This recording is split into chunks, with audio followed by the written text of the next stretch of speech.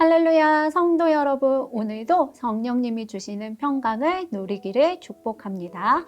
오늘의 말씀은 열왕기상 21장 1절에서 2절 말씀입니다.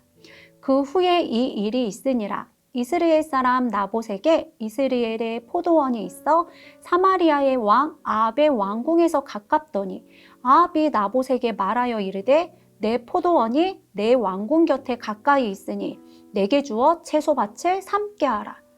나는 매 순간의 선택을 어떠한 기준을 놓고 선택합니까? 하나님을 기쁘시게 하는 선택을 하느냐? 나의 이익을 먼저 생각하는 선택을 하느냐? 어느 것을 우선순위에 놓고 선택하느냐에 따라서 삶의 결과는 다르게 나옵니다. 캐시라는 미국 청년이 작은 식당을 열었습니다. 그에게는 한 가지 원칙이 있었습니다. 주일에는 평일보다 고수익을 낼 수 있음에도 불구하고 무조건 가게 문을 닫는 것입니다. 수익보다 예배에 집중하는 것이 그에게 우선순위였기 때문입니다. 하나님이 기뻐하시는 선택을 한 캐시에게 시간의 흐름에 따라 큰 축복이 주어졌습니다. 작은 식당이 2,600개 이상의 매장을 가진 대형 식당으로 성장하게 된 것입니다. 물론 물질이 많아지는 것이 무조건 축복이라고 할 수 없지만 캐시의 경우 믿음의 선택과 결단을 통해 하나님의 은혜가 주어진 것입니다. 그런데 오늘 본문 말씀의 아합은 정반대의 선택을 하게 됩니다. 자신의 이익을 위해 상대방을 파괴하는 선택을 한 것입니다. 나봇의 포도원이 탐이 날 수 있습니다.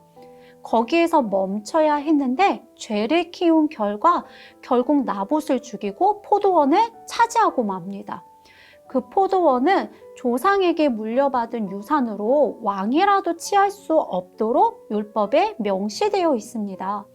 아합은 하나님이 기뻐하시는 선택이라는 생각 자체가 없는 인물이었던 것을 성경을 통해 알 수 있습니다.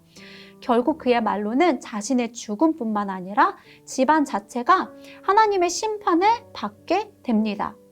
나의 선택이 하나님이 기뻐하시는 선택인지 헷갈릴 때가 있습니다.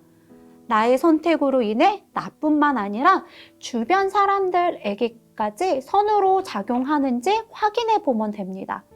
나에게 손해가 있다 할지라도 그것을 덮을 만한 선이 작용된다면 하나님이 기뻐하시는 선택이 됩니다. 선을 위한 선택으로 나에게 손해가 있을 때 그것은 하나님이 갚아주십니다.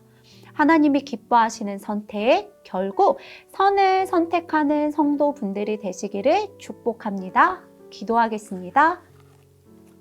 하나님, 캐시라는 청년처럼 하나님을 섬기는 선택, 주변 사람들에게 선이 되는 선택을 하게 도와주세요. 욕심과 죄에 치우쳐서 아합과 같이 다른 사람들을 파괴하는 선택을 하지 않게 하시고 악으로부터 보호해 주세요. 예수님의 이름으로 기도드렸습니다. 아멘.